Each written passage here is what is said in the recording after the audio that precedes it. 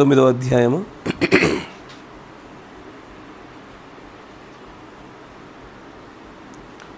పరిశుద్ధ గ్రంథంలో నుండి ఆదికాండము 29వ అధ్యాయము 29వ అధ్యాయము మొదటి వచనం నుంచి గమనిస్తాం.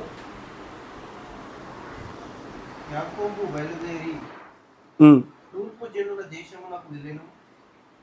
అతడు చూచినప్పుడు పొలములో ఒక బావి కనబడెను. అక్కడ దాని యొద్ద గొర్రెల మందలు 3 పండుకొని ఉండెను. కాపరులు మందలకు ఆ బావి నీళ్లు పెట్టుదురు. ఒక పెద్ద రాయి ఆ బావి మీద మూత వేసి ఉండెను. అక్కడికి మందలన్నీ కూడి వచ్చినప్పుడు బావి మీద నుండి ఆ రాతిని పొర్లించి గొర్రెలకు నీళ్లు పెట్టి తిరిగి బావి మీద రాతిని దాని చోటనుంచుదురు.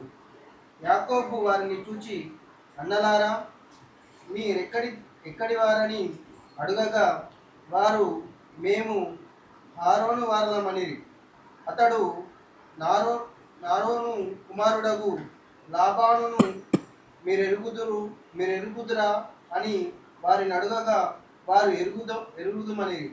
మరియు అతడు క్షేమముగా ఉన్నాడా అని అడుగగా వారు, క్షేమముగానే ఉన్నాడు. ఇదిగో అతని కుమార్తె అయిన రాహేలు గొర్రెల వెంట వచ్చుచున్నదని చెప్పిరి.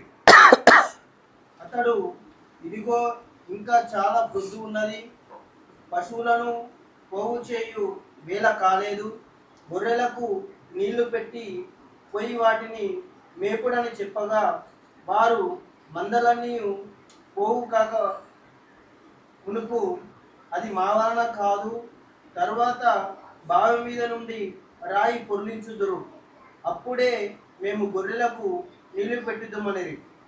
అతడు వారితో ఇంకా మాట్లాడుచుండగా రాహేలు తన తండ్రి గొర్రెల మందను తోలుకొని వచ్చెను. ఆమె వాటిని మేపునది.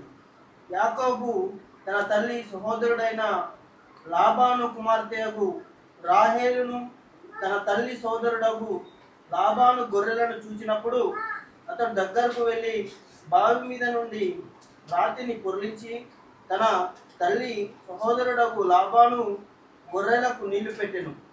యాకోబు రాహేలును ముద్దు పెట్టుకొని ఎలుగెత్తి ఏడ్చెను. మరియు యాకోబు తను ఆమె తండ్రి బంధువుడనియు రిబుకా కుమారుడనియు రాహేలుతో చెప్పినప్పుడు ఆమె పరిగెత్తిపోయి తన తండ్రితో చెప్పెను. లాబాను తన సహోదరుడి కుమారుడైన యాకోబు సమాచారం విన్నప్పుడు అతనిని ఎదుర్కొనుటకు పరిగెత్తుకొని వచ్చి అతని కౌగలించి ముద్దు పెట్టుకొని తన ఇంటికి తోడుకొని పోయాను. అతడు ఈ సంగతులన్నీ లాబానుతో చెప్పెను. అప్పుడు లాబాను, నిజముగా నీవు నా ఎముకయు నా మాంసమునై ఉన్నావు అనెను. అతడు నెల దినములు అతని యొద్ద నివసించిన తర్వాత సరిపోతుంది. మీరున్న చోట తలలో ఉంచండి, కళ్ళు మూసుకొని చిన్న ప్రార్థన చేసుకుందాం. కనికర పూర్ణుడా, సర్వశక్తి సంపన్నుడా, నీ ప్రియమైనటువంటి నీవు ఏర్పాటు చేసుకున్నటువంటి నీ పిల్లల యొక్క గృహంలోనికి మీరు మమ్మల్ని చాలా దినముల తర్వాత ప్రభువా మీరు నడిపించిన విధానమును బట్టి మిమ్మల్ని స్తుతిస్తున్నాము. ఇక్కడ జరుగుతున్నటువంటి ఈ చిన్న కూడికను ప్రభువా, ఈ గృహ కూడికను ఒకసారి మీ చేతికి అప్పగిస్తూ ఉన్నాము. మీ ఆత్మచేత మమ్మల్ని అందరిని కూడా ప్రభువా మీరు బలపరచండి. నీ ప్రత్యక్షతను మాకు దయచేయండి. బోధింపదగిన ఆత్మను, గ్రహింపు శక్తిని ఈ స్థలంలో మీరు కుమ్మరించండి. కృపగల దేవ, మాటలాడు ప్రతి మాటలో నుంచి కూడా ఆ పలకబడినటువంటి ఆ మూల విత్తనములన్నీ సకాలములో సరైన స్థలములో పడులాగున నీ ఆత్మ యొక్క సహాయం మాకు ఇక్కడ అనుగ్రహించి కృప చూపించమని ప్రభు అయిన యేసుక్రీస్తు నామములో ప్రార్థన చేయుచున్నాము. ఆమేన్. ఆమేన్. Praise the lord. నేను కొద్ది నిమిషాలే మాట్లాడతాను. ఈ కొద్ది నిమిషాల్లో కొన్ని విషయాలు చెప్తాను. ఎందుకంటే ఎక్కువగా మనం పట్టుకోలేనటువంటి అనేకమైన విస్తారమైన సంగతుల కన్నా పట్టుకోగలిగేటువంటి సంఘంలో 5 మాటలు చాలా అంటాడు పౌలు గారు. కాబట్టి మీరు చాలా జాగ్రత్తగా వినండి. ఇక్కడ ఆదికాండం 29వ అధ్యాయంలో మనం గమనించిన రీతిగా చూస్తే యాకోబు మరియు ఏశావు వీరిరువురు అన్నదమ్ములు. ఒక సందర్భంలో దేవుని యొక్క ఎన్నికను బట్టి వీరిరువురికి కూడా ఒక విషయంలో కుదరలేదు. అది జ్యేష్ఠత్వానికి సంబంధించింది. ఆమెన్. అంటే ముందు పుట్టినవాడు ఏశావు, చిన్నవాడు యాకోబు. కానీ ఒక దినాన తండ్రి ముసలివాడైపోయాడు. అవసాన కాలం అది. సరిగా కళ్ళు కనబడడం లేదు. తను చనిపోవడానికంటే ముందు నేను చనిపోబోతున్నాను కాబట్టి పెద్ద కుమారుని పిలిచి, నాకు చాలా ప్రీతికరమైన ఆహారం తీసుకొనిరా, నేను చనిపోయే ముందు నీ పైన చేతులోంచి ప్రార్థన చేసి నిజంగా నేను ఆశీర్వదిస్తాను అంటూ ఆ ఆశీర్వాద వచనములలోనే జ్యేష్ఠత్వ హక్కును ఆయన ఇవ్వాలని ఆశించాడు. కానీ యాకోబు, ఇంగ్లీష్లో జేకబ్, ఆ పదానికి అర్థము మోసగాడు. ఆ మోసగాడు నిజంగానే తన పేరుకు తగినట్లుగానే ప్రవర్తించాడు. అక్కడ ప్రవర్తించి తన అన్నకు రావలసినటువంటి ఆ జ్యేష్ఠత్వపు హక్కుని, ఆ అధికారాన్ని తమ్ముడు తీసేసుకున్నాడు. మనందరికీ తెలిసిన విషయమే. రోమములు కలిగినటువంటి తన అన్న యొక్క ఒక చర్మానికి సాదృశ్యంగా కొన్ని కప్పుకొని తండ్రి దగ్గరికి వెళ్ళి మోసం చేసి ఆశీర్వాదాలు పొందుకున్నాడు. ఈ విషయం తెలియగానే ఏశావు అంటాడు, తండ్రి నన్ను కూడా ఆశీర్వదించవా ప్లీజ్, ఎందుకంటే నేను నా ఆశీర్వాదాలు పోగొట్టుకోవాలనుకోవట్లే, నా జ్యేష్ఠత్వ హక్కుని నేను పోగొట్టుకోవాలనుకోవట్లేదండి అన్నప్పుడు తండ్రి అంటాడు, కుమారుడా అది వీలు పడదు, ఎందుకంటే జ్యేష్ఠత్వపు హక్కు ఇద్దరికి ఇవ్వడం అనేది కుదరదు, ఎవరికైనా ఒక్కరికి మాత్రమే ఇవ్వాలి. ఈ విషయం వినగానే అయ్యో నేను కోల్పోయినది చాలా భయంకరమైనదే, నా ఆశీర్వాదాలు భయంకరంగా కోల్పోయానే, ఇది ఎక్కడ కోల్పోయాను, అసలు తండ్రి దగ్గర అతడు ప్రార్థన ఆశీర్వాద వచనాలు పొందుకోవడానికంటే మునిపే ఎర్రని చిక్కుడుగాయల కూర దగ్గరే కోల్పోయినాడు. నా మాట వింటున్నారా? ఎర్రని చిక్కుడుగాయల కూర దగ్గరే తన సహోదరుడి విషయంలో జ్యేష్ఠత్వను కోల్పోయినాడు. అతను తండ్రి దగ్గర కోల్పోయాడు అనేటువంటి ప్రత్యక్షత కలిగి ఉన్నాడు. కానీ అతను నిజంగా కోల్పోయింది ఎక్కడ? తన సహోదరుడు ఒకరోజు నా ఒక వంటకం వండుతూ ఉండగా వచ్చి, నేను చనిపోబోయేటట్టుగా ఉన్నాను, చాలా ఆకలిగా ఉంది, కొంచెం ఆహారం పెట్టన్నప్పుడు అని అంటాడు, మరి నీ జ్యేష్ఠత్వ హక్కు నాకు ఇస్తావా? ఓకే ఇచ్చేస్తా, తీసేసుకో. ఆ సమయంలో జరిగింది నాకు అర్థం కాల. కానీ తండ్రి ఇచ్చిన ఆశీర్వాద దగ్గరకు వచ్చేసరికి మాత్రము సమస్తం బోధపడిపోయింది. ఇక్కడెక్కడ తేడా కొడుతుందన్న విషయానికి అర్థం గ్రహించేశాడు. ఇలాగున ఏశావు యాకోబు పైన విపరీతమైన కోపాన్ని పెంచుకొని ఇక చంపేసేంత కోపం కనబడుతుంది అక్కడ. ఆ చంపేసేంత కోపంలో యాకోబు పారిపోవలసి వచ్చింది. తన తల్లి చెప్పిందేమని, నువ్వు పారిపో, దూరంగా నువ్వు చూసావనుకో నాహోరు యొక్క కుమారుడైనటువంటి లాబాను కనబడతాడు, అక్కడికి వెళ్ళిపో, అక్కడ దాక్కో, నువ్వు ఇక్కడే ఉన్నావా మీ అన్నయ్య నేను చంపేస్తాడు, నువ్వు తప్పించుకొని తిరుగు అన్నప్పుడు ప్రయాణం చేసి చేసి చేసి చేసి చేసి అతను చేరుకున్న స్థలము దగ్గర నుంచి ప్రారంభమైనటువంటి విషయాన్ని మనం చదివాం. అక్కడికి వెళ్ళేసరికి కొన్ని 3 మందలు కనబడుతూ ఉన్నాయి. అక్కడ బావి పైన ఒక రాయి దొర్లించబడడం జరుగుతూ ఉంటుంది. ఆ రాయి చాలా బరువైంది. పదే దొర్లించి తీసి పెట్టగలిగే అవకాశం లేదు. మందలన్నీ తిరిగి వచ్చి సాయంకాల వేళలో పొద్దుగుంకే సమయంలో తీస్తారు. అందరూ వారి వారి మందలకు నీళ్లు పెట్టుకోవాలి. ఆ నీళ్లు పెట్టుకోవలసినటువంటి గడియ రాగానే అందరూ వారి పశువులకు నీళ్లు పెట్టాలి. అంతకు మించి తీయడానికి వీలు లేనట్టుగా మాట్లాడుతున్నారు అక్కడ. ఇదే విషయాన్ని నెమ్మదిగా అక్కడ ఉన్నటువంటి కొంతమంది కాపర్లను చూసి అడుగుతున్నారు, మీకు లాభాను తెలుసా అంటే, మాకు తెలుసండి అన్నారు వాళ్ళు. అనగానే లాభాన్ని ఏంటండి, ఇదిగో చూడండి వాళ్ళ కూతురు ఇక్కడే ఉంది అనగానే ఆమెను చూసి అప్పటి వరకు తన యొక్క తల్లి ఇంటిని తండ్రి ఇంటిని వదిలి వచ్చినటువంటి ఆ వ్యక్తికి ఆ ఒంటరితనం కొద్దిసేపు అవగానే నన్ను నా అన్న చంపేస్తాడనే ప్రాణభయంతో పారిపోయిన వ్యక్తికి ఒకసారి వెతుకుతున్న వారు కళ్ళ ఎదురు కనబడగానే ఆనందంతో నిజంగానే ఇది ముద్దు అంటే పవిత్రమైన ముద్దు, అది చాలా పవిత్రమైన ముద్దు. ఎందుకంటే యూదులలో ఎప్పుడు మీరు ఆలోచించండి, వాళ్ళు ఒకరినొకరు కలుసుకున్నప్పుడు ఆలింగనం చేసుకొని మెడపైన ఒకరొకరు పవిత్రమైన ముద్దు పెట్టుకుంటారు. అలాంటి ఒక ముద్దు చేత ఆమెను నిజంగానే పరిచయం చేసుకున్నాడు. ఆమె గ్రహించింది ఏమని, ఇతడు నిజంగానే మా తండ్రి బంధువు, రిబ్కా యొక్క కుమారుడు, అంతేనా? ఈ విషయం మేము గ్రహించామంటున్నారు వాళ్ళు. ఇక్కడ వరకు బాగానే ఉంది. కానీ 14వ వచనం నుంచి మీరు గమనించండి. 14వ వచనం నుంచి మీరు గమనిస్తే ఖచ్చితంగా కొంచెం లోతైన విషయాలు కనబడుతూ ఉంటాయి. ఇవి సాధారణమైనటువంటి చదువునప్పుడు కానీ సాధారణమైన దృష్టితో కానీ చూస్తున్న కండ కన్నా భిన్నమైన నేత్రం కూడా కనబడుతూ ఉంటాయి. నమ్మటి జాగ్రత్త వినండి. అని అంటాడు. అప్పుడు లాబాన్ అంటున్నాడు ఏమని, అవును నిజముగా నీవు నా ఎముకయు నా మాంసమునై ఉన్నావు అనను. సాధారణంగా ఈ మాట భార్యాభర్తల మధ్యలో కనబడుతుంది కదా. మాట జాగ్రత్త వినండి. నువ్వు నా ఎముకవై ఉన్నావు, నా మాంసం అయి ఉన్నావు అని లాబాను ఆ యొక్క యాకోబుతో అంటున్నాడు. ఎక్కడ కూడా బైబిల్లో పురుషుల గురించి అసలు ఈ మాట మాట్లాడినట్టు కనబడదు. అసలు కేవలము ఇక్కడ ఒక చోట చాలా ప్రత్యేకంగా కనబడుతుంది. ఏంటి నిజంగా చెప్పాలంటే యాకోబు తండ్రి ఎవరు? అబ్సల్యూట్లీ ఇస్సాకు. కానీ ఆ ఇస్సాకు దగ్గర జరిగిన సందర్భాన్ని గమనించండి. ఇస్సాకు తండ్రి అయితే ఇస్సాకు అనాలి, నువ్వు నా ఎముకలు ఎముకవు, నా మాంసం అయ్యి ఉన్నావని. కానీ ఇక్కడ లాబాన్ అంటున్నాడు. బైబిల్లో ఏది రాయబడినా కూడా అక్షరార్థమైనటువంటి విషయాలతో పాటుగా ప్రాముఖ్యంగా అది ఆత్మీయమైన విషయాలను సూచించేది. అది మనకు హెబ్రీ పత్రికలో అంటాడు పౌలు గారు, పాత నిబంధన అంతా ఛాయ, పాత నిబంధన అంతా కూడా రాబోయేటువంటి నిజస్వరూపాన్ని చూపించడం కోసమే పెట్టబడింది. కానీ ఇదంతా కూడా కొత్త నిబంధనలో ఏదో ఒక పాత్రతో ఏదో ఒక సందర్భంతో ఇది జోడించబడాలి, ముడిపడాలి. ఆమెన్. ఉదాహరణకు యోసేపు ఉన్నాడు, గోతిలో పడవేయబడినాడు, వెండి నాణాలకు అమ్మబడినాడు, యేసు ప్రభుకు సాదృశ్యంగా ఉన్నాడు ఆయన. ఆమెన్. అబ్సల్యూట్లీ. మోషే కూడా అలాగే చేశాడు. మోషే ఒక విమోచకుడిలాగా అనేకుల దాస్యత్వం నుంచి విడిపించాడు, ఆయన క్రీస్తుకు సాదృశ్యంగానే ఉన్నాడు. అలాగునా పాత నిబంధనలో ఉన్నటువంటి ప్రతి పరిశుద్ధుడిగా మార్చబడినటువంటి ప్రతి ఒక్క వ్యక్తి కూడా క్రీస్తుకే సాదృశ్యంగా ఉంటాడు. అంతేనా? అయితే ఇక్కడ చూడండి ఒకసారి, లాబాను వచ్చి ఏమంటున్నాడంటే అక్కడ ఉన్నటువంటి యాకోబుని చూసి, నీవు నిజముగా నా ఎముకవి నా మాంసంవి అంటే దాని అర్థం ఏంటిది? నాలో నుంచి తీయబడ్డట్టు, నా గుండా వచ్చినట్లు. అంటే నా వంశక్రమంలో ఎక్కడైనా వచ్చి ఉండాలా, లేదా నేరుగా నా గుండానైనా వచ్చి ఉండాలా. అప్పుడే ఈ మాటలు చెల్లుబాటు అవుతాయి. కరెక్టేనా? వీరిరువురి మధ్యలో బంధాన్ని చూడండి. ఒక ఆయన అంటున్నాడు ఏమని, ఎస్ నువ్వు ఎవరో కాదు, నువ్వు వేరైన వ్యక్తివి కాదు, అందరూ అనుకొనిచున్నాక నీకు నాకు సంబంధం లేదు అనుకో చెప్పడానికి వీలేదు. నువ్వు నాలో వాడవే, నువ్వు నా వాడవే, మన ఇద్దరిది ఒకటే ఎముక, మన ఇద్దరిది ఒకటే మాంసం అంటున్నాడు ఆయన. ఇంకొంచెం ముందుకు వస్తే మీకు కొన్ని విషయాలు కనబడతాయి. లాబాను అంటాడు, నీవు నా బంధుడవైనందున ఊరకయే నాకు కొలువు చేసేదవా,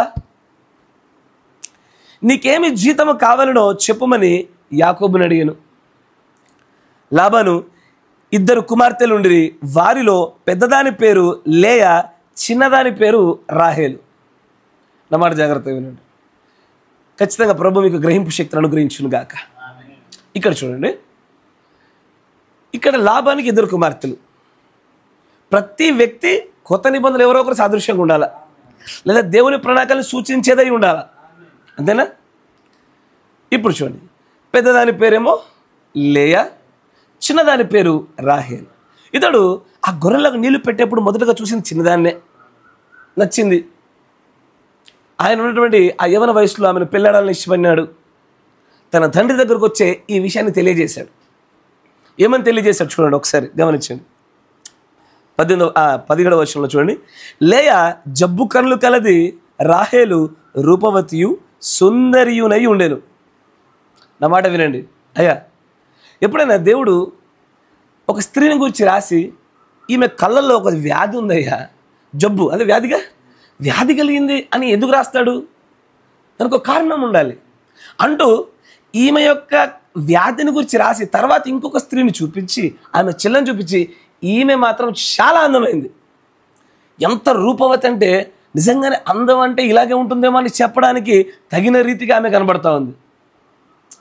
ఇప్పుడు వీరిరువురిలో ఈయన నిజంగా పెళ్లి చేసుకోవాలనుకున్నది ఎవరిని? చిన్నదాన్ని, రెండవ దాన్ని. మొదట వచ్చిందని కాదు, రెండోసారి వచ్చిందాన్ని. ఇప్పుడు కొంచెం ముందుకు రండి, నేను కాసేపు మీకు పునాది వేస్తాను. ఈ పునాది పైన మీకు అర్థమైనట్టు ప్రత్యక్షత చూపిస్తాను. అప్పుడు అంటాడు యాకోబు, రాహేలును ప్రేమించి నీ చిన్న కుమార్తె అయిన రాహేలు కోసము నీకు నేను 7 సంవత్సరములు కొలువు చేసేదనను. అందుకు లాబాను, ఆమెను అన్యునికి ఇచ్చుట కంటే నీకు ఇచ్చుట మేలు, నా యొద్ద ఉండమని చెప్పగా యాకోబు రాహేలు కోసము 7 సంవత్సరములు కొలువు చేశాను. ఇప్పుడు ఒకసారి ఆలోచించేది, నా మాట జాగ్రత్తగా. ఇక్కడ జరుగుతున్న ఈ సందర్భము చాలా తీక్షణంగా జాగ్రత్తగా గమనిస్తే లాబాను తండ్రి అయిన దేవునికి సాదృశ్యంగా కనబడుతున్నాడు, యాకోబు క్రీస్తుకి సాదృశ్యంగా కనబడుతున్నాడు. అన్నమాట జాగ్రత్త వినండి.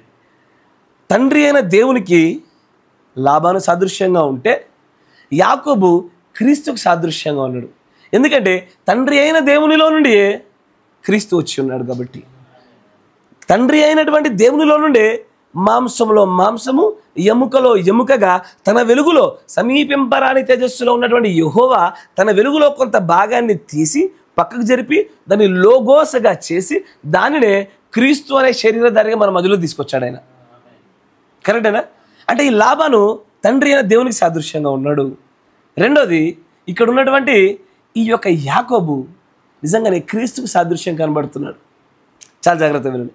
తర్వాత ఇప్పుడు ఈ క్రీస్తు ఈ యాకోబుకి చిన్నది నచ్చింది. ఎవరు? చిన్నది నచ్చింది. చిన్నదాన్ని పెళ్లి చేసుకోవాలి. కానీ లాజిక్ ఏంటి? నేరుగా చిన్నదానికి పెళ్లి చేస్తాడా తండ్రి? చేయడు. చిన్నదానికి పెళ్లి చేయడు. మొదటగా పెద్దదానికి చేయాల్సిందే. చిన్నదాని కోసం వచ్చినటువంటి ఆయనకు పెద్దదాన్ని అంటగట్టాడు. ఎసారు అంతేనా? కానీ ఆయన ఒక లాజిక్ పెంచాడు. ఏంటిది? నేను ఈ చిన్నదాన్ని నీకు ఇవ్వాలంటే 7 సంవత్సరాలు కొలువు చేస్తా. ఎన్ని? 7 సంవత్సరాలు. ఈ 7 సంవత్సరాలు దేని కొరకు? ఈ 7 సంవత్సరాలు ఈ పెళ్లి కుమారుడు ఎదురు చూస్తూ ఉంటేనే పెళ్లి కుమార్తె దొరుకుద్ది. ఏంటని? ఈ 7 సంవత్సరాలు ఎదురు చూస్తేనే పెళ్లి కుమార్తె దొరుకుద్ది. ఈ 7 సంవత్సరాలు 7 సంఘకాలాలకు సాదృశ్యం. నమాట వింటున్నారా? ఈ సంఘకాలాలు ఎక్కడ అండి అంటే ప్రకటన గ్రంథంలో కనబడతాయి. ప్రకటన గ్రంథం 2వ అధ్యాయం నుంచి చూడండి, గమనించండి.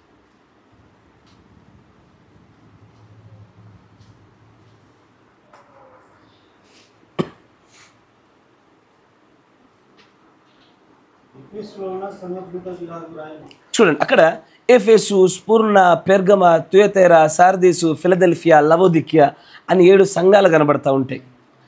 అసలు ఆ అధ్యాయం మొదట్లో యేసుప్రభు అని అంటారు, ఇవన్నీ జరగబోవు సంగతులు అంటాడు ఆయన కదా. జరగబోవు సంగతులు అంటే బ్రదర్ ఇప్పుడు ఏం చూపిస్తున్నారు?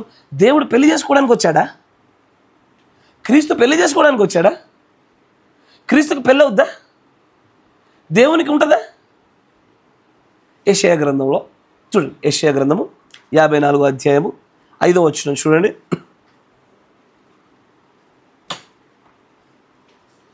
యెషయా గ్రంథము 54వ అధ్యాయము 5వ వచనాన్ని గమనించండి.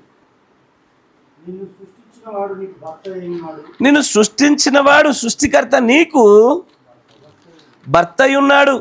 అంతేనా?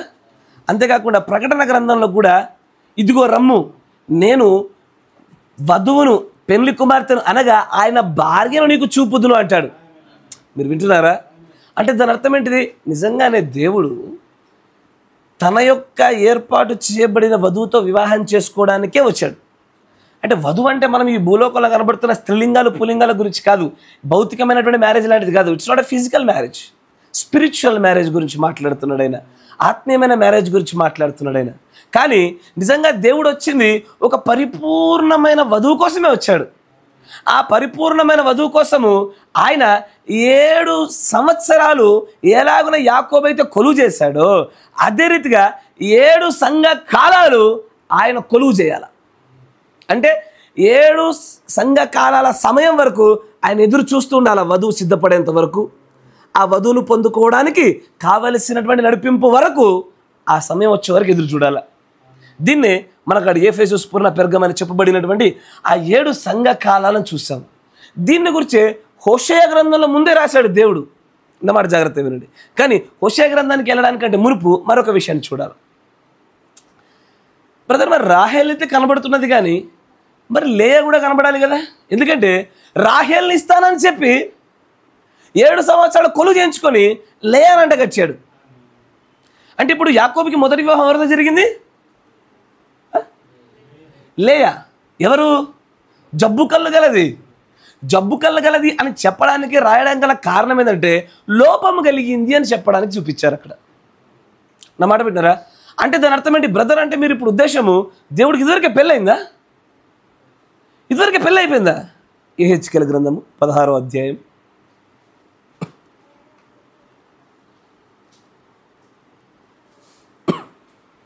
ఈ సంగతులు చాలా కొత్తగా ఉంటాయి, వినూత్నంగా ఉంటాయి.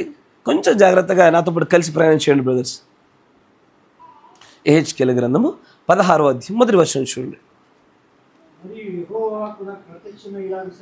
యెహోవా వాక్కు నాకు ప్రత్యక్షమై ఇలాగు సెలవిచ్చెను. ఏమని చూడండి. నరపుత్రుడా,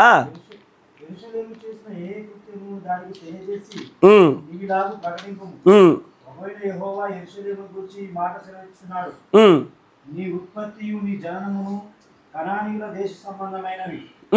నీ తండ్రి అమోరీయుడు, నీ తల్లి హిత్తీయురాలు. అంటే ఇక్కడ దేవుడు సాదృశ్య రూపకంలో మాట్లాడుతూ ఇజ్రాయేలీలను, యెరూషలేము నివాసులను చూసి ఒక చిన్న అప్పుడే పుట్టిన శిశువుకు ఏం చేస్తామో అదే కార్యాలతో ఇజ్రాయేలును పోలుస్తూ చెప్పుచున్న మాట జాగ్రత్తగా గమనించండి. ఎందుకంటే నేను అక్కడ మీకు సాదృశ్య రూపకంలో ఉన్నటువంటి లేయా రాహేల్ని నిజ రూపంలో చూపించాలా, రియాలిటీలో చూపించాలా, మీరు గ్రహించాలా. ఇక్కడ ఆయన రాహేల్ను పెళ్లి చేసుకుందామని వెళ్తుంటే లేయాతో పెళ్ళి అయిపోయింది. కానీ ఆయనకి లేయా అంటే ఇష్టమా? ఇష్టం లేదు.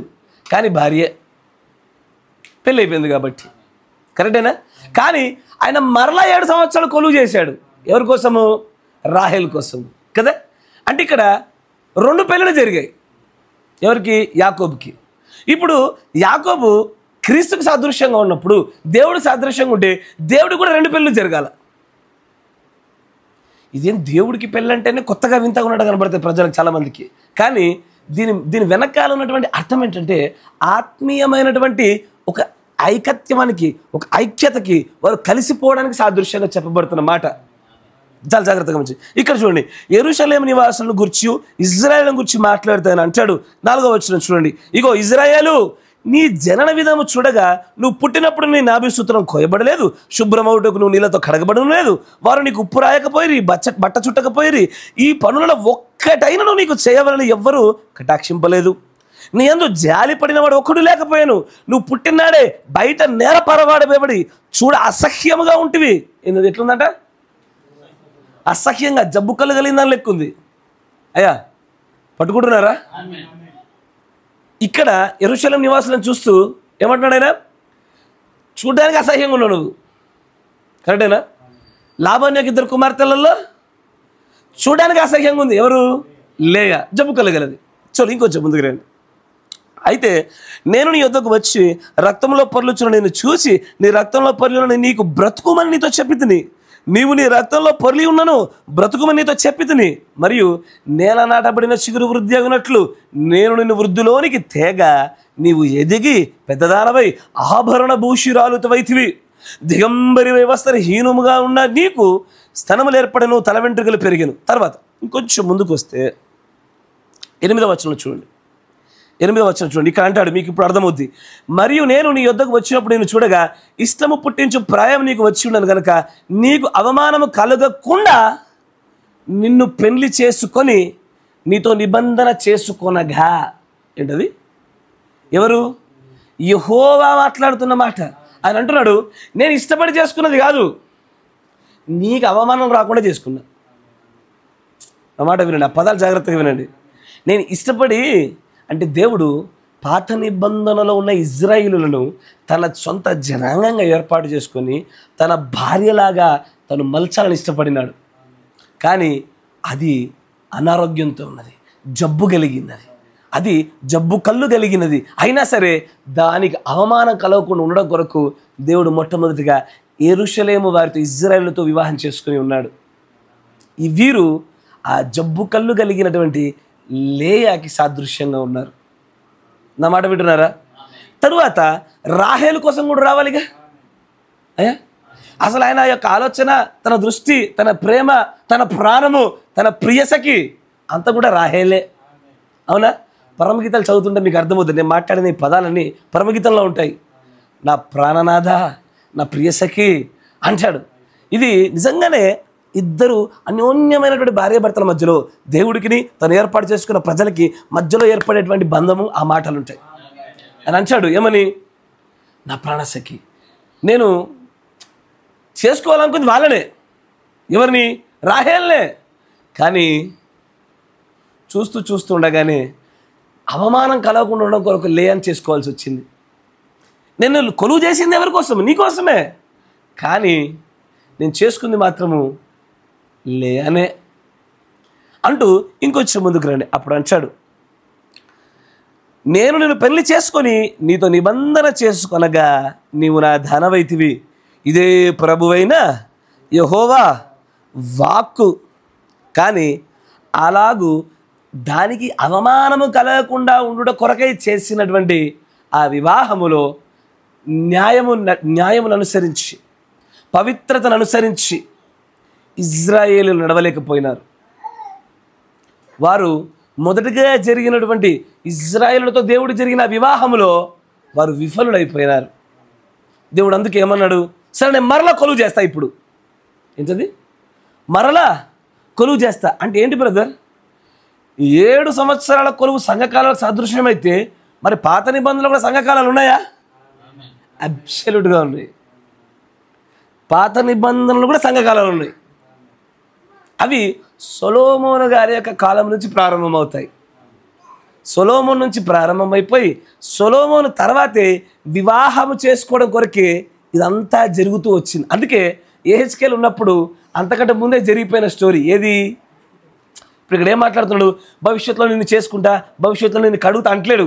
ఒకప్పుడు అలా ఉన్నప్పుడు నేను చేసుకున్నా, కానీ చేసుకున్న తర్వాత కూడా నువ్వు దారి తప్పి తిరిగి ఉన్నావు అంటాడు. అంటే సొలొమోను కాలం మొదలుకొని చూసినప్పుడు అనేకమైన రాజులు వచ్చారు. ఆ రాజులందరూ విగ్రహారాధనలో పెట్టారు, తప్పుడు ఆచారాల్లో పడేశారు. అయినప్పటికీ కూడా వారందరూ పడిపోయే పరిస్థితుల్లో ఉన్నప్పటికీ కూడా దేవుడు ఎంతగానో ఓర్చి వారి పట్ల సహనం చూపించాడు, కరుణ చూపించినాడు. కానీ ఇజ్రాయేల్ ప్రజలు వినలే. దాని వలన దేవుడు ఏం చేశాడు? లేదు లేదు లేదు, లేయాతో కాదు, నేను నిజంగా ప్రేమించినటువంటి నాకు నా రాహేలే కావాలి. నా రాహేలు కావాలంటే నేను మరలా ఎన్ని సంవత్సరాలు మళ్ళా నేను కొలువు చేయాలి. ఈ కొలువే ఈ 7 సంఘకాలాల సమయం. ఈ 7 సంఘకాలాల సమయంలో మనం ఇప్పుడు ఉన్నది ఇది ప్రపంచమంతా లవోదియా అని చెప్పబడుతుంది చివరి సంఘకాలంలో ఉన్నది. మనం మాత్రము వధువు కాలంలోకి వచ్చేసాం. ఇప్పటికీ కూడా ఆయన తనకిష్టమైన రాహేలు పెళ్లి చేసుకోవడం కోసం ఎదురు చూస్తూ ఉన్నాడు. కానీ నిజం చెప్పాలంటే ఆత్మీయమైనటువంటి కోణం గుండా రాహేలుకి యాకోబుకి పెళ్ళైపోయింది. కానీ ఈ 7 సంఘకాల కాలం ఎంత ఉంటుందండి అంటే ఇజ్రాయేళ్ల కాలంలో ముందుగా చెప్తాడు. హోషేయ గ్రంథం 6వ అధ్యాయంలో చెప్తాడు చూడండి. హోషేయ గ్రంథము, యెషయా కాదు, హోషేయ గ్రంథము 6వ అధ్యాయంలో ఉంటుంది చూడండి.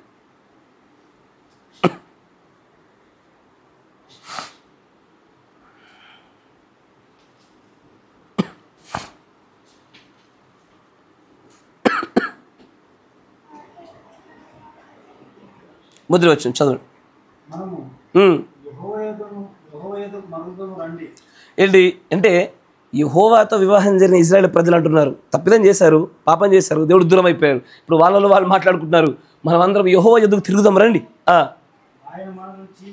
మనల్ని ఎంతగా చీల్చివేశాడంటే మనం చేసిన అతిక్రమాలు అలాంటివి, మనం చేసిన విగ్రహారాధన అలాంటిది, మన పాపములు అలాంటివి. కనుక యెహోవా మనల్ని అందరినీ చీల్చివేశాడయ్యా. ఆయన మనల్ని స్వస్థపరుస్తాడు,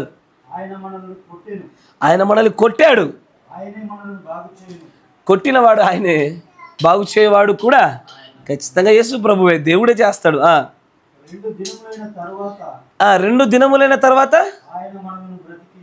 గమనించండి ఆయన ఏమన్నాడు. ఇక్కడ ఈ మాటలు పలుకుతున్నది ఎవరు? ఇజ్రాయేలు ప్రజలు. ఇజ్రాయేలు ప్రజలు మాట్లాడతారు అంటున్నారు, మనం తప్పు చేశాము, దేవుడు మనల్ని కొట్టాడు, 2 దినాల వరకు మనం బాధపడుతూ ఉండాలి, 3వ దినమున 2 దినములైన తరువాతనే దేవుడు మనల్ని మళ్ళీ బ్రతికింపజేస్తాడు అంటున్నాడు ఆయన. అంతేనా? కానీ 2 దినములు గడవాలి, 3వ దినం రావాలి. అప్పుడే ఇజ్రాయేలీ అయినటువంటి మళ్ళీ లేయాకు తన సమయం వస్తుంది. కరెక్టేనా? ఈ 2 దినాలు అనేటువంటిది ఈ లోకరీత్యా మనం చూస్తే 48 గంటలే. కరెక్టేనా? ఈ లోకంలో చూస్తే 48 గంటలే.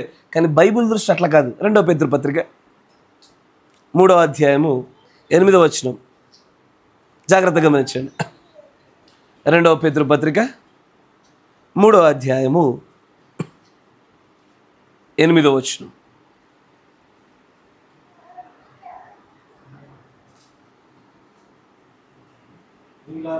ప్రియులారా, ఈ సంగతి మాత్రం మీరు మర్చిపోదు. ఎందుకంటే పాత నిబంధన అంతట్లో చూసినా, దేవుని యొక్క ప్రత్యక్షతలు గమనించినా, లేఖనం పట్ల మనం కొంత లోతైన అవగాహన పొందుకునే ప్రయత్నం చేసినా ఇదిగో ఈ సంగతి ఒకటి మీరు మర్చిపోకూడదు. ఏంటి ఆ సంగతి? ఏంటంటే ప్రభు దృష్టికి ఒక్క దినము 1000 సంవత్సరాలు. దేవుడితో పాటు వివాహము జరిగి దేవుడికి విరోధంగా పాపము చేసి దేవుడి చేత కొట్టబడిన ఇజ్రాయేలుల కొరకు నియమించబడిన మళ్ళీ ఆ సమయం రావాలంటే 2 దినాలు ఎదురు చూడాలి కదా. 2 దినాలు అయిన తర్వాత 3వ దినాన మాత్రమే దేవుడు వారి గాయాలు కడతానంటున్నాడు. ఈ 2 దినాలకు దేవుడి యొక్క దృష్టిలో చూస్తే 2000 సంవత్సరాలు. ఒక దినము 1000 సంవత్సరాలు, 2000 సంవత్సరాల వరకు ఆగాలి. ఇప్పుడు మనం చెప్పిన Ephesus, Smyrna, Pergamum, Thyatira, Sardis, Philadelphia, Laodicea ఈ 7 సంఘ కాలముల యొక్క పరిధి ఇంచుమించుగా 2000 సంవత్సరాలు. ఈ 2000 సంవత్సరాలు అయిపోయిన తర్వాత లాబాను వాగ్దానం చేసినట్టుగానే యాకోబుకి రాహేల్ని ఇచ్చినట్టుగా క్రీస్తుకి వధువుతో వివాహం జరగాల. ఆ తర్వాత లేయా సమయం వస్తుంది. నా మాట వింటున్నారా? అందుకే లేయాకి ఇదివరకు పెళ్ళి అయిపోయింది. సమస్య ఏంటంటే దేవుడికి విరోధంగా తప్పిదం చేయడం వల్ల, దేవుడు చెప్పినట్టు వినకపోవడం వల్ల వారి సమయము దేవుడు అక్కడికి ఆపివేసి ఇప్పుడు లేయా, ఇప్పుడు నేను చేస్తున్న ఈ 7 సంవత్సరాల కొలువు నీకోసం కాదు. ఈ 7 సంవత్సరాలలో నీకు అవమానం కలగకుండా ఉండే కొరకు నేను పెళ్లి చేసుకున్నాను. నేను ఇజ్రాయేలులారా, జబ్బు కలిగినటువంటి లేయా, నేను పెళ్లి చేసుకున్నాను వాస్తవమే, కానీ నేను ఇష్టపడింది మాత్రము రాహేలునే. పరిపూర్ణమైనది నిజంగా నా ప్రాణంలో నుంచి నిజంగా ఇష్టపూర్వకంగా పుట్టింది రాహేలే. అప్పుడు చెప్తూ నువ్వు వెయిట్ చేయ, అక్కడ నువ్వు ఉండు, నేను మరలా 7 సంవత్సరాలు కొలువు చేయాల్సిందే. ఈ కొలువు చేస్తున్న 7 సంవత్సరాలలో లేయాకి ఎంతమంది పిల్లలు పుట్టారు?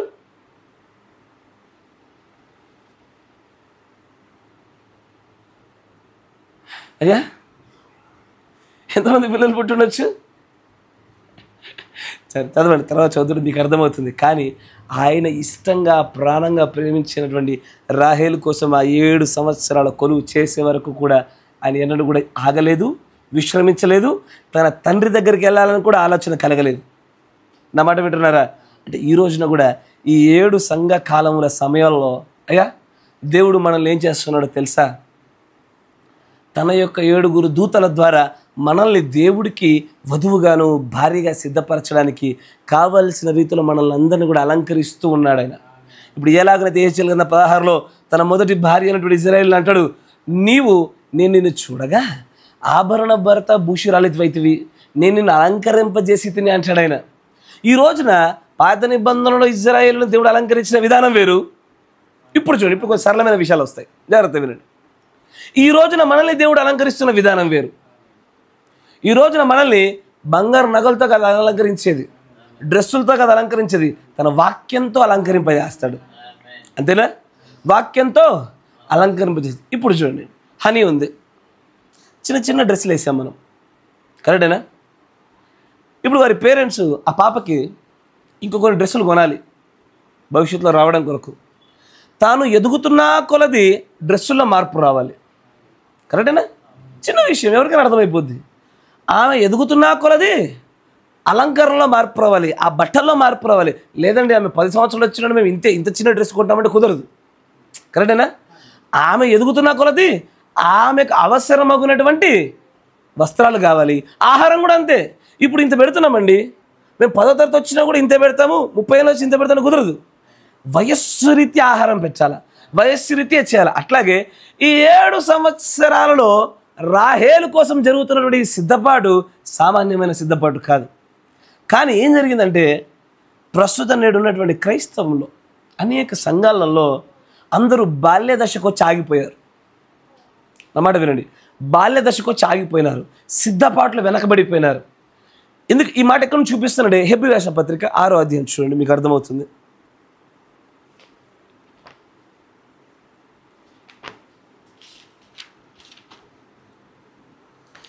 హెబ్రీయులకు రాసిన పత్రిక 6వ అధ్యాయం గమనించండి. దేవుడు ఇజ్రాయేలీలను వివాహం చేసుకోవాలంటే ఆమె బాల్య దశలో ఉండగా వివాహం చేసుకున్నాడా? యవన ప్రాయ వయసులోకి వచ్చాక చేసుకున్నాడా? యవన ప్రాయంలోకి వచ్చాక చేసుకున్నాడు, కరెక్టేనా? అయ్యా అంటే ఆమె ఎదిగిన తర్వాతే వివాహం చేసుకుంటాడు. బాల్య దశలో ఉండగా వివాహాలు జరగవు. వివాహం జరగకపోతే దేవునికి భార్య అని పిలువబడదు.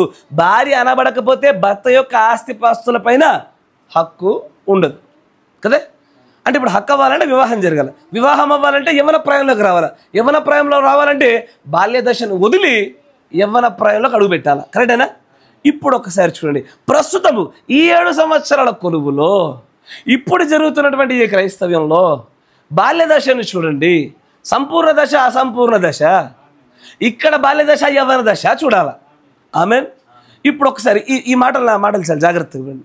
ఇక్కడ చూడండి, కాబట్టి లెక్క పెట్టండి నాతో పాటు. అక్కడ కామ ఉందా? నిర్జీవ క్రియలను విడిచిన చోట కామ వచ్చిందా? ఒకటి ఏది? నిర్జీవ క్రియల్ని వదలండి, మారు మనస్సు పొందండి, దేవుని యందు విశ్వాసం ఉంచండి. అయ్యా బాప్తిస్మం గురించిన బోధ, హస్త నిక్షేపణము, మృతుల యొక్క పునరుద్ధరణ. అంటే చనిపోయిన వారు తిరిగి లేస్తారు. మనం కూడా ఒక రోజు లేస్తాము, మనం ప్రభువుని చూస్తాము. ఒక రోజున మనకంటే ఒక తీర్పు ఉన్నది. ఆ తీర్పు సింహాసనం దగ్గర నీవు నేను లేకుండా ఉన్నట్లుగా మనం జాగ్రత్త పడి మనమైన మంచిదైనటువంటి కార్యాల చేత దేవుని ఆత్మ చేత నింపబడి ముందుకు సాగిపోదాము. ఆలోచించండి. అయ్యా, ఒక నిర్మాణం జరగాలంటే పునాది, పిల్లరు, గోడలు, పైకప్పు, అంతేగా. పెళ్లి కావాలంటే బాల్య దశ, యవ్వన దశ, తర్వాత వివాహం, అంతేగా. ఇక్కడ కూడా ప్రస్తుతం ఉన్న క్రైస్తవ్యంలో ఇక్కడ పౌలు గారు మాట్లాడతా ఆయన అంటాడు, ఎన్ని ఉన్నాయి చూడండి. ఒకటి, నిర్జీవ క్రియలను విడిచి, ఒకటి, మారు మనస్సు పొందుట, 2, దేవుని యందు విశ్వాసము మరి బాప్తిసం గుర్చిన బోధ, 3, హస్త నిక్షేపణము, 4, మృతుల పునరుద్ధానము, 5, నిత్యమైన తీర్పు, 6. నా మాట వింటున్నారా?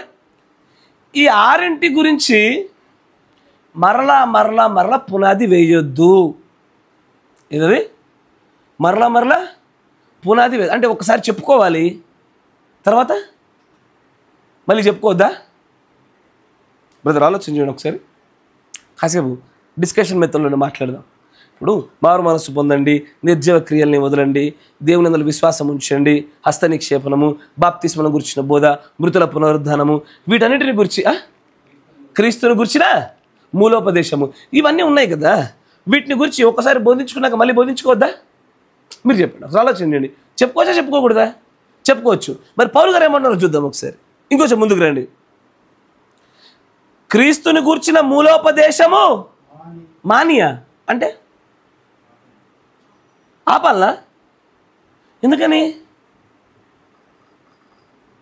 నా మాట జాగ్రత్తగా వినండి. అయ్యో, నేను అందుకే చెప్తున్నా, మీరు ఏ సంఘానికైనా వెళ్ళండి, ఏ కాపర్నైనా చూడండి, ఈ గడియ వర్తమానం పట్టుకోకుండా ఉండని ఏ వ్యక్తి అయినా సరే, ఏ సంఘమైనా సరే, ఎప్పుడైనా వెళ్ళండి, బ్రదర్ మీ చెడ్డ క్రియలు మానండి, ప్రేమించండి, నిర్జీవ క్రియలను వదిలేసేయండి, విశ్వాసవంతులుగా ఉండండి, ఆశీర్వదిస్తారు, ఆశీర్వదించబడతారు, దేవుడు ఒకరోజు మనల్ని తిరిగి లేపుతాడు. కరెక్టేనా? హస్త నిక్షేపణ, చేతుల నుంచి ప్రార్థన చేయడము, ఇంకేమున్నాయి అక్కడ? బాప్తిస్మం గురించిన బోధ, మృతుల పునరుద్ధరణము.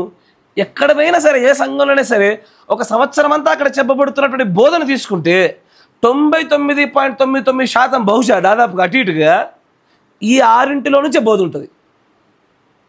యూ టేక్ ఎనీ మెసేజ్, ఏదన్నా చూసుకోండి, ఏ ఒక్క వర్తమానం అని చూడండి, ఈ 6 నుంచే బయటకు వస్తుంది. కరెక్టేనా? అందరూ ఇదే చెప్తారు. కానీ పౌలు గారు అంటారు, ఇవి మంచివే, ఇవి పునాదులు లాంటివి, ఇవి వేయండి. ఒకసారి వేశాక మళ్ళీ వీటిని గురించి మరలా పునాది వేయకూడదు. వీటిని గురించిన మూలోపదేశాలు మీరు ఆపండి, మానేయండి అన్న. అదే అన్నారు పౌలు గారు, వీటిని గురించి మూలోపదేశాలు మానేయండి అంటే అది ఎలాంటి చెప్పరా? హనీ ఎదుగుతూ ఉంది, నేను అన్నాను, హనీకి పాలు పట్టకండి సిస్టర్, మంచి బలమైన ఆహారం పెట్టండి, పాలు మానేసేయండి, సిర్లాక్ మానేసేయండి, ఉగ్గు మానేసేయండి అన్నా నేను. ఇప్పుడు ఉగ్గు తాగిపించేటువంటి స్థాయిలో ఉన్నటువంటి తల్లులు వాళ్ళ పిల్లలకు చూసి, ఎందుకు ఉగ్గు వద్దంటున్నాయన? ఉగ్గు పెట్టకూడదా? పాలు తాగించకూడదా? తప్ప? ఇవి తాగకపోతే ఎట్లా అంటారు ఎవరైనా? వాళ్ళకి తెలుసు ఏమని, కొంతకాలం వరకే మా పిల్లలు పాలు ఉగ్గు మీద ఆధారపడాలి, కొంతకాలమైన తర్వాత బలమైన ఆహారాలు తీసుకుంటే తప్ప మా పాప ఎదగదు అని తెలుసు వాళ్ళకి. క్రైస్తవ్యంలో కూడా అంతే. ఎప్పుడు చూడు మృతుల పునరుద్ధానము, బాప్తిస్మం గురించిన బోధ, చెడ్డ క్రియలు వదిలేయండి, మంచిగా బ్రతకండి, విశ్వాసాలను గురించి మాట్లాడము, హస్త నిక్షేపణ గురించి మాట్లాడడం, వీటిని గురించి మాట్లాడుతుంటే మీరు సంపూర్ణతలోకి చేరలేరు. మీరు బాల్య దశలోనే పాలు త్రాగే వయసులోనే ఉంటారు. కాబట్టి ఈ మూలోపదేశాలు ఒకసారి వేశారా మరలా సంవత్సరాంతరం కూడా మీరు వేయకండి అంటూ తర్వాత ఒక మాట అంటాడు చూడండి, ఈ మూలోపదేశములు మాని సంపూర్ణుల మగుటకు. అంటే మనం సంపూర్ణత్వం పొందాలంటే ఈ మూలోపదేశాలను దాటి మెలైన ఉపదేశాల్లోకి అడుగు పెట్టాలా.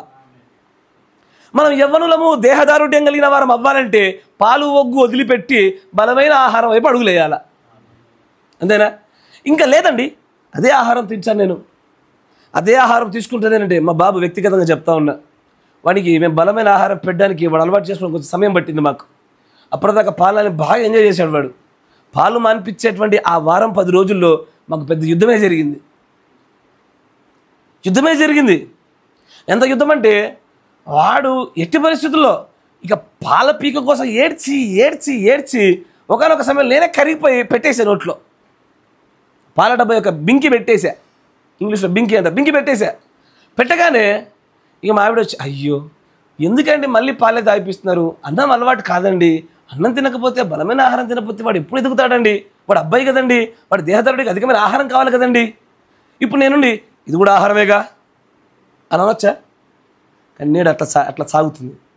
బలమైన ఆహారాలు తీసుకోవలసినటువంటి పరిస్థితుల క్రైస్తవులు ఎదగవలసిన చోట ఇది కూడా వాక్యమేగా, ఇది కూడా సంఘమేగా, ఇది కూడా కాపరేగా. కానీ పౌలు గారు అంటారు, ఇది వేశారు బాగుంది, దీన్ని మానండి. ఇది మాని మీరు సంపూర్ణులు అవ్వాలంటే, మీరు సంపూర్ణతకి వెళ్తేనే క్రీస్తు వివాహం అయితేనే క్రీస్తు యొక్క సంపద పైన హక్కు. మరి అక్కడ దాకా రావాలంటే ఆయన బాల్య దశలోనే అసంపూర్ణంగా ఉంటే పెళ్లి చేసుకోడుగా. అట్లా చేయడం మన లోక ప్రకారంగా కూడా ఇల్లీగలే కదండి. పెళ్లి చేయాలంటే 18 ఏళ్ళు నిండాలా. ఎసార్నా? అట్లాగే క్రీస్తు కూడా మీరు 16వ అధ్యాయం ఏజ్కెళ్ళి చూస్తే అక్కడ పాత నిబంధనలో ఉన్నటువంటి యెరూషలేం వారిని, ఇజ్రాయేల్ వారిని, ఆ లేయాని గురించి మాట్లాడుతూ, నువ్వు చిన్న ఉన్నప్పుడు నేను నీకు చక్కగా సేవలు చేశాను, నీ రక్తం కడ్డగట్టాను, నీకు కడిగాను, శుభ్రపరిచాను, నీకు ఇష్టం పుట్టించినటువంటి ప్రాయం నీకు రాగానే అప్పుడు నీకు సిగ్గు కలగకుండా ఉన్న కొరకు నిన్ను పెళ్లి చేసుకున్నా. అంటే పెళ్లి చేసుకోవాలంటే ఎవరి స్థాయి రావాలా, సంపూర్ణ స్థాయి రావాలా, ఎదగాల. ఇప్పుడు ఈ రోజున రాహేలు యొక్క స్థానంలో నిలబడిన మనము, మన వివాహం జరగాలంటే మనం కూడా బాల్య దశలో ఉంటే సరిపోదు. బాల్య దశలో ఉంటే ఇంకా పాలు తాగే పిల్లల్లాగే ఉంటాం. అంటే దాని అర్థం బ్రదర్ వీటి గురించి మాట్లాడద్దా? వీటి గురించి మాట్లాడాలి. వీటిని గురించి ఎంత పునాది వేయాలి అంతే పునాది వేయాలి. మరి బ్రదర్ ఇవి కాకుండా బైబిల్లో బోధనలు ఉన్నాయా? ఇవి కాకుండా బైబిల్లో చెప్పుకోవడానికి ఏమున్నాయా? ఇవి కాకుండా బైబిల్లో చెప్పుకోవడానికి ఏమైనా ఉన్నాయా? మారు మనస్సు, నిర్జీవ క్రియలు వదులు, విశ్వాసం కలిగి ఉండు, బాప్తిసం తీసుకో, హస్త నిక్షేపణము, మృతుల పునరుద్ధానము, క్రీస్తుని గురించి మూలోపదేశము, ఇవి కాకుండా బైబిల్లో బోధనలు ఉన్నాయా? శరీర మార్పు, 7 ముద్రలు, 7 ఉరుములు, 7 సంఘకాలాలు, 7 దూతలు, 7 బూరలు, అయ్యా లెక్క పెట్టడానికి వీల్లేనంత బోధనలు ఉన్నాయి. ప్రకటన 11లో ఉన్నటువంటి 2 వర్గాల ప్రజలు, దానిలో నువ్వే వర్గ ప్రజలు నీకు అర్థమవుతూ ఉంటుంది. ప్రకటన 10లో కనబడే 2 మృగాలు, ఇవి సాధారణమైన విషయాలు కాదు. ఈ విషయాలు పాలు తాగే పిల్లోడికి మనం మాంసం ఇస్తే వాడికి ఎలాగూ అరగదో, బాల్యస్థాయిలో ఉండేటువంటి విశ్వాసులకు కూడా ఈ ఆహారములు బలమైనవి. కానీ పౌలు గారు అంటారు, వీటిని మానండి తొందరగా, వీటిని మాని మీరు బలమైన వాటి వైపు మీరు అడుగులు వేయండి. అడుగులు వేసినప్పుడు మీరు ఖచ్చితంగా మీ యొక్క పరిపూర్ణ స్థాయిని మీరు చేరుకుంటారు. ఆ తరువాత ఖచ్చితంగా క్రీస్తుతో పాటు మీకు వివాహము జరగవలసినటువంటి గడియలో ఖచ్చితంగా వివాహం జరుగుతుంది. ఆమేన్. మీకు వివాహం అంటుంటే బైబిల్లో పాత నిబంధనలో ఒక ఫేమస్ సంఘటన కనబడాలి. అబ్రహాం కూడా తన యొక్క కుమారుడికి వివాహం చేయడానికి చాలా ఇష్టపడినాడు కదా, చాలా ప్రయాసపడినాడు. తన చుట్టూ ఉన్నటువంటి అన్ని జనులు ఏ ఒక్కరికి ఇచ్చి పెళ్లి చేయడానికి ఆయనకి ఇష్టం కలగలే. కరెక్టేనా? ఎవరికి ఇష్టం కలగలే. కానీ అప్పుడు ఆయన అంటాడు, ఈ అన్ని జనులకి ఇచ్చి నేను పెళ్లి చేయను.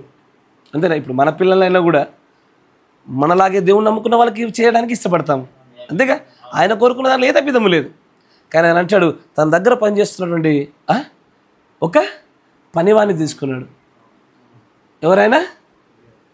ఎలియాజర్ అనేటువంటి ఆయన నార్మల్ పనుడు కాదు, పని వాళ్ళ పైన హెడ్ పనివాడు, ఆయన ఇన్ఛార్జ్ పనివాడు. ఆయన పిలిచి అన్నాడు, నీవు నా బంధువుల దగ్గరికి వెళ్ళు, వెళ్ళి నా బంధువుల నుంచి ఒక మంచి అమ్మాయిని తీసుకొనిరా. సాధారణంగా ఎవరు తీసుకురావాలయ్యా పెళ్లి కూతుర్ని? తండ్రా పెళ్లి కొడుకా? మన దగ్గర ఏం చేస్తారు?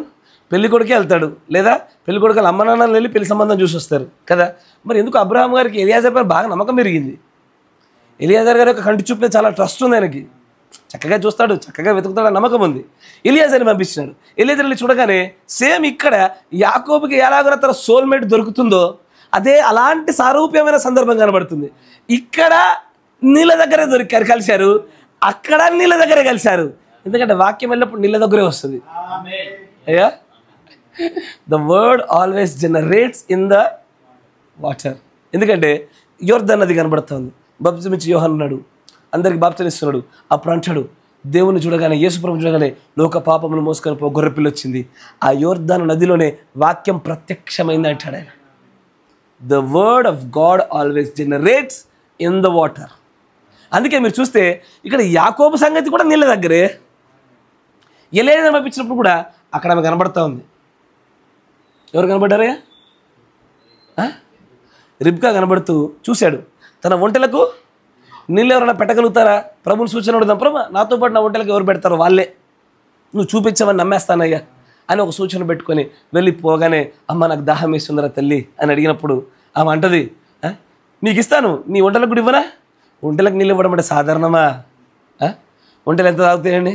గట్టి వదిలేసి బావి మొత్తం లేపేస్తాయి అవి, అంతేగా. అయినా సరే ఆమె తోడుకుని వచ్చి మరి ఆ యొక్క ఒంటెలకు పోసింది. అక్కడ మీరు గమనించండి, అక్కడ ఉన్నటువంటి ఇస్సాకు ఎవరు సాదృశ్యంగా ఉన్నారు? క్రీస్తుకి సాదృశ్యం. అబ్రహాము తండ్రికి సాదృశ్యంగా ఉన్నాడు. ఇక్కడ ఒంటెలు పరిశుద్ధాత్మక సాదృశ్యము. రిబకా నీకు నాకు ఈ నూతన నిబంధన వధువుకి సాదృశ్యము. కానీ ఒక క్యాండిడేట్ని మర్చిపోయాను, ఎలియాజర్ మర్చిపోకూడదుగా. మెయిన్ క్యాండిడేట్ ఈయనే, సూచనలు అడిగేది ఈయనే, వధువుకు మార్గం చూపించేది ఈయనే, వధువును కనిపెట్టేది ఈయనే, వధువును సిద్ధపరిచేది ఈయనే. క్రీస్తు ఏం చేయడు, క్రీస్తు పని వాళ్ళని వాడుకొని చేయిస్తాడు. ఆయన యజమానుడు ఏం చేస్తాడండి? పని వాళ్ళని వాడుకొని పని చేయించుకోవాలి. క్రీస్తు కూడా తన పని వాళ్ళని వాడుకొని చేయిస్తూ ఉంటాడు. అందుకే మీరు ప్రకటన గ్రంథం 1వ అధ్యాయం చూడండి.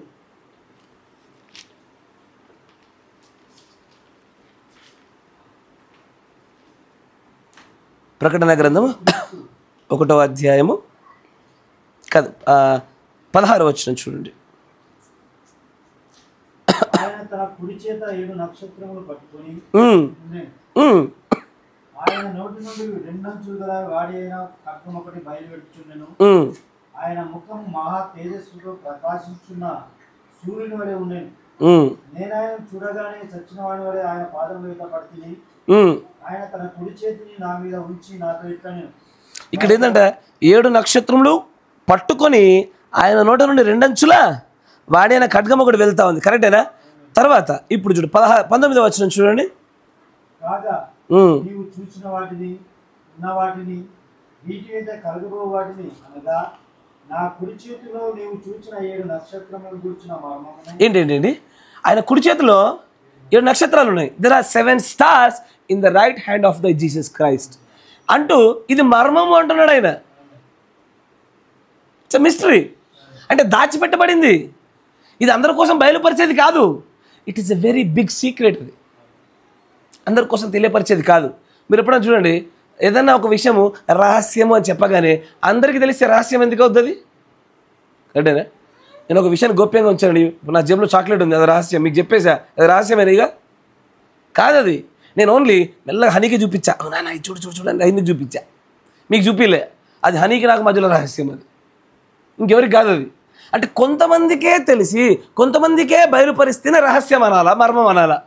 అందరికి తెలిస్తే మర్మం కాదు, అది పబ్లిక్ ఇష్యూ అవుతుంది, పబ్లిక్ టాపిక్ అయిపోతుంది కదా, కామన్ టాపిక్ అయిపోతుంది అది. అందుకే ఆయన అంటాడు, నా కుడి చేతిలో పెట్టబడినటువంటి ఈ నక్షత్రాలు ఏవైతున్నాయో ఇవి మర్మాలయ్యా, ఇది రహస్యంగా దాచిపెట్టాను. కానీ అంటూనే ఒక చిన్న హింట్ ఇస్తాడు. ఏంటవి?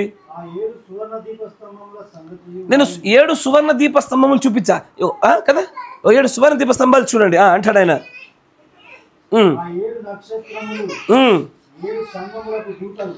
కుడి చేతిలో ఉన్న 7 నక్షత్రాలు ఆయన 7 సంఘాలకని చెప్పినటువంటి ఆ సంఘానికి పంపబడుతున్న దూతలు వాళ్ళు.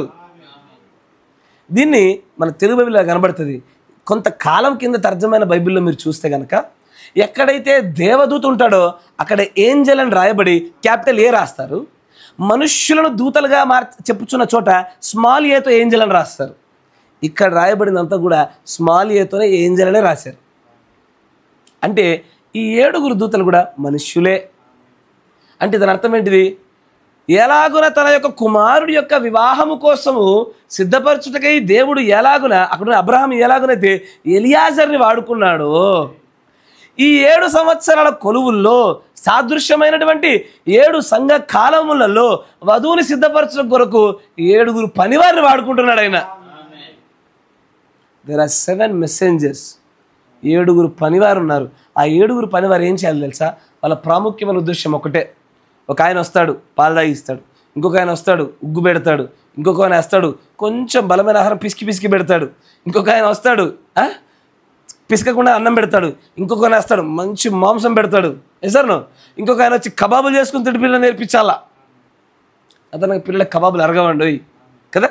ఇంకొంచెం బలమైన ఆహారం పెట్టాలా. తర్వాత ఒక పక్షిరాజు తిన్నట్లుగా కుకింగ్ అవసరం లేకుండా తాజా ఆహారాన్ని తినగలే స్థాయిలోకి తీర్చిద్దాం. ఇది ఒక్కొక్క దూత ఒక్కొక్క కాలంలో తయారు చేసుకుంటూ రావాల్సిన యుద్ధమే ఉంది. అందుకే పౌలు గారు అంటారు, ఇంకెంత కాలం అయ్యా నిర్జీవ క్రియల్ని వదలండి. బాప్తిస్మమును గురించిన బోధ, విశ్వాసములు గురించినటువంటి బోధ, హస్త నిక్షేపణములు, మృతుల పునరుద్ధరణలు, క్రీస్తుని గూర్చిన మూలోపదేశాలు మానేయి అంటాడు ఆయన. ఆపేసేయండి అంటాడు ఆయన. ఆపి తర్వాత తెలుసుకోవాల్సిన విషయాలు తెలుసుకొని ఇదిగో మీరు సంపూర్ణులు అవ్వండి, ప్రభు రాజ్యంలో మీరు ఉంటారంటున్నాడు ఆయన. ఇది లేకుండా సాధ్యపడదు బ్రదర్.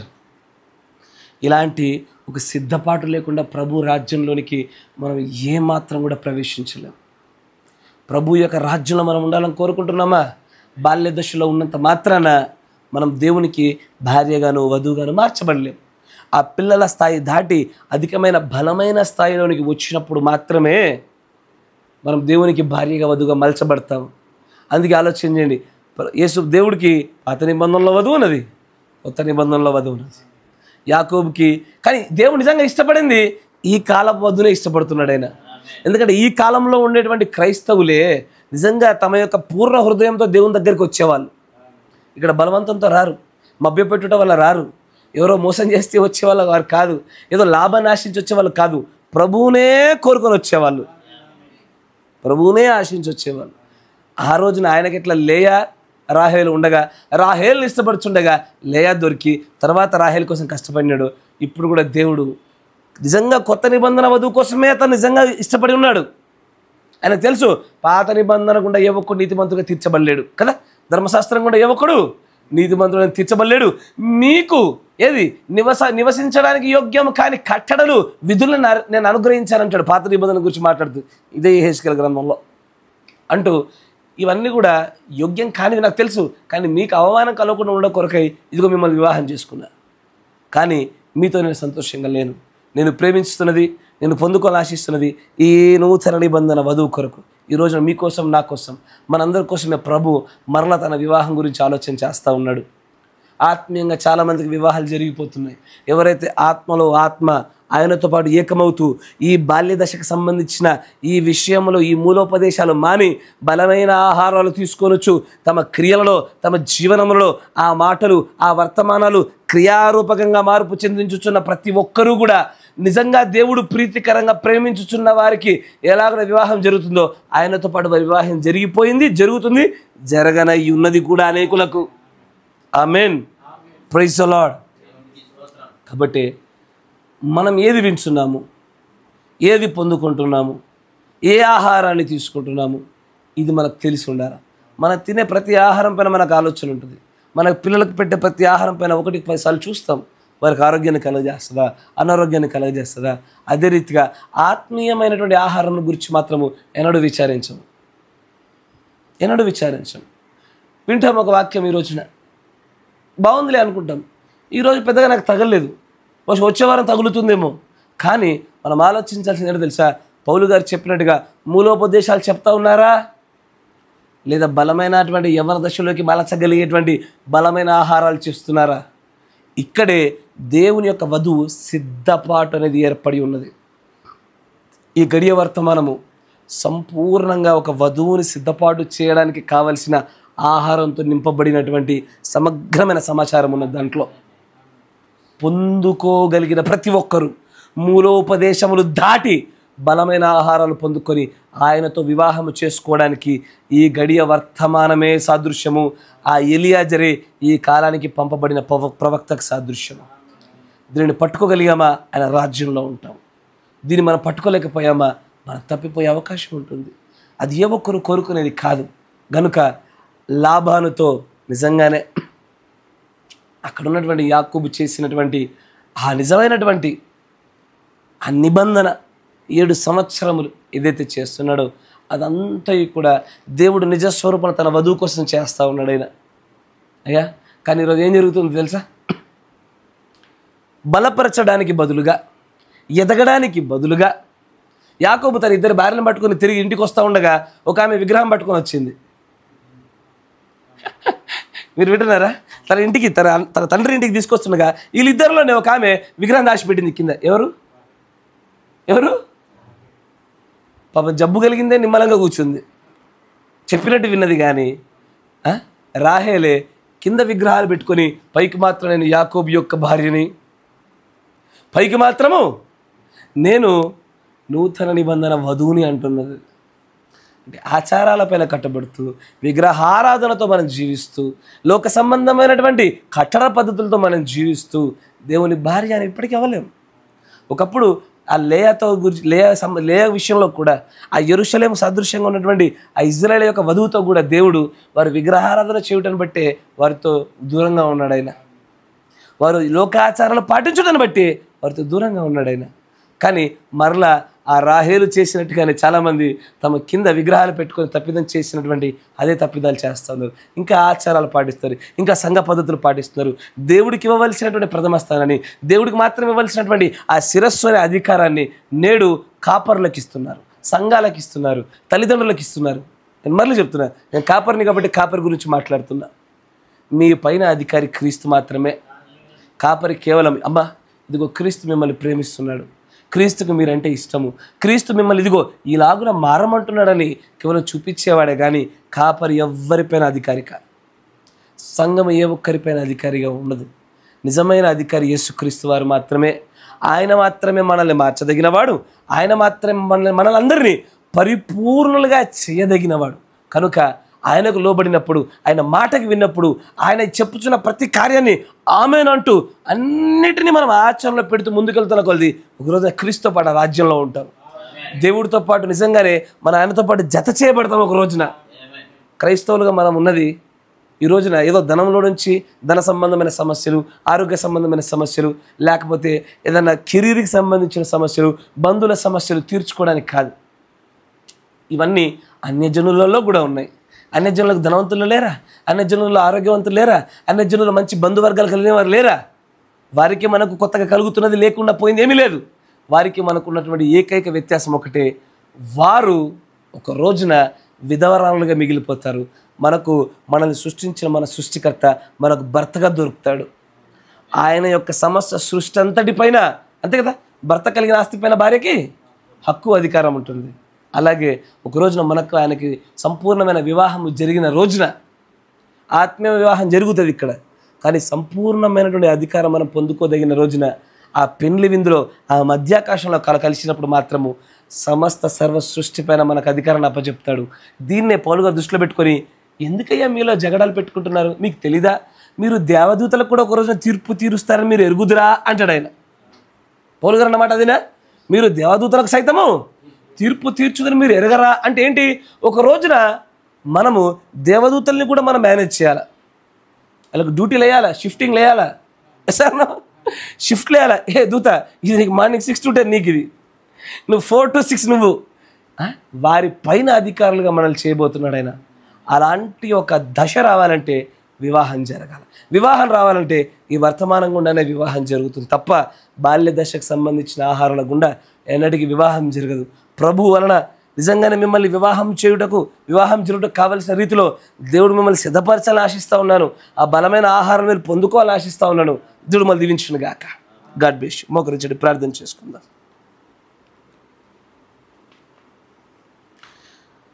పరిశుద్ధుడా, సర్వశక్తి సంపన్నుడా, కృపామయుడా, మీకు స్తుతులు స్తోత్రాలు చెల్లిస్తూ ఉన్నాం నాయన. ప్రభువా, ఇక్కడ వెదజల్లబడినటువంటి నీ మాటలు, నీ విత్తనములు అతి కొద్దివైనను నీ ప్రియులలో, నీ ప్రజలలో గొప్ప కార్యము జరుగులాగా సహాయం దయచేయండి నాయన. నువ్వు వీరిని అమితంగా ప్రేమిస్తున్నావు ప్రభు నాయన. ఇక్కడ నేను వీరి మధ్యలోనికి లాలన చేయు మాటలతో రాలేదు నాయన, ఇచ్చకపు మాటలతో నేను రాలేదు ప్రభు నాయన. నా వాక్ చాతుర్యాన్ని చూపించుకోవడానికి రాలేదు ప్రభు. నేను వీరి మధ్యలోనికి వచ్చింది నీ యొక్క ప్రణాళిక వీరికి కనపరచడానికి వచ్చాను ప్రభు. ఇదిగో నీవు వివాహం చేసుకోవడానికి ఏర్పాటు అవ్వవలసినటువంటి ఆ వధువు గురించి, ఆ వధువు సిద్ధపాటును గురించి, దాని గురించి పరిచయం చేయడానికే వచ్చాను ప్రభు. ప్రభువా, నిజంగా నీతో వివాహం జరుగుట కావలసినటువంటి రీతిలో నీ ప్రియులను బలపరచండి. ఈ కుటుంబాన్ని మీరు ఆశీర్వదించండి ప్రభువా. మీరు నాయన నిజంగానే నీ పైన ఆసక్తి కలిగి ఉన్నారు ప్రభు. నీవంటే ఇష్టపడే ప్రజలు నాయన, కనుకే నన్ను ప్రభు ఈ గృహానికి మీరు నడిపించినారు. ఇది నా అంతటా నేనుగా ఆలోచించటం వలన జరిగేది కాదు, నీ ప్రియులు కోరుట వలన జరిగేది కాదు నాయన. నీవు నిర్ణయించి ఉన్నావు గనక, ముందు నిర్ణయంలో వీటన్నిటి ఏర్పాటు చేసి ఉన్నావు గనక ఈ ప్రియులు వాటి అన్నిటిని వినగలుగుతున్నారు ప్రభువా. వీరికి బలమైన ఆహారముల చేత, ఈ గడియ వర్తమానము చేత దయచేసి ప్రభు నీ ఎన్నికను బట్టి నీ వివాహములో ప్రభు వీరు నిలుచులాగున కృప చూపించండి నాయన. వివాహం భూమిపైన జరగాలి, కానీ పెండ్లి విందు మాత్రం మధ్యాకాశంలో జరుగుతుందని మీరు సెలవిచ్చారు నాయన. ఆ పెండ్లి విందులోనికి మేమందరము వచ్చులాగున, ఆ పెండ్లి విందులోనికి రావడానికి కావలసినటువంటి ఆ ప్రశస్త వస్త్రము ఈ కుటుంబీకులకు కలుగులాగున మీరు కృప చూపండి నాయన. మీరు కనికరం చూపమని ప్రార్థిస్తా ఉన్నాం నాయన. మీరు ఒంటరిగా ఉంటున్నందున సహవాసంలో నిజంగానే తండ్రి ప్రభువ, సంఘం అనేటువంటి విషయంలో కూడా ప్రభు మీరు కృప చూపండి నాయన. ఇక్కడ మీరు వధువును తయారు చేయండి ప్రభు, నీ భార్యను ఉత్పత్తి చేయండి నాయన.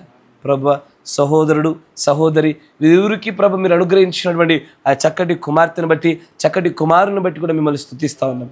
వీరిని బలపరచండి, వీరిని స్థిరపరచండి, వీరి రాకపోకల్లో తోడుగా ఉండండి, వీరి చేతి పనులను స్థిరపరచండి, వీరి యొక్క జీవనోపాధిని మీరు ఆశీర్వదించండి నాయన. ఆ ఆప్టికల్స్ని కూడా మీరు ఆశీర్వదించండి నాయన. మీరు ఆశీర్వదిస్తేనే మా యొక్క తండ్రి ప్రభు మా జీతములు మాకు సరిపోవును అంటున్నావు నాయన. కనుక వీరిని బలపరచండి ప్రభు నాయన.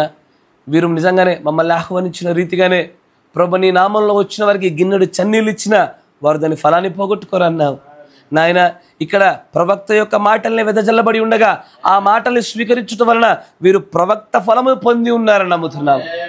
నీతిమంతులని చేర్చుకునడం వలన నీతిమంతుల ఫలం మీరు పొందుకుంటారు నాయన. ఆతిథ్యము చేయటం వలన ఆతిథ్య ఫలం పొందుకుంటారన్నావు ప్రభువా. ఈ దినమున వీరు ఆశీర్వదించబడిన ప్రజలు నాయన. వీరు ఖచ్చితమైన మేలులను వీరు పొందుకొని ఉన్నారని, మీరు అనుగ్రహించి ఉన్నారని మేము నమ్ముతున్నాం ప్రభు.